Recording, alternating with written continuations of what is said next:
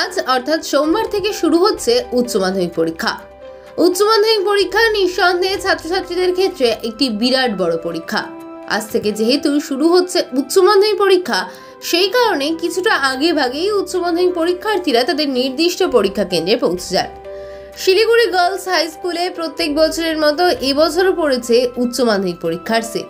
স্কুলের আশেপাশে ট্রাফিক পুলিশের তরফ থেকে যানবাহন চলাচল নিয়ন্ত্রণ করা হচ্ছে।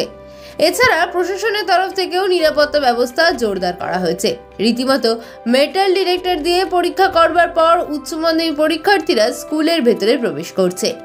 বেশ কিছু পরীক্ষার্থী জানায় যে প্রথম পরীক্ষা হওয়ায় কিছুটা নার্ভাস লাগছে, তবে আশা ভালো পরীক্ষা হবে। কেমন প্রিপারেশন হয়েছে?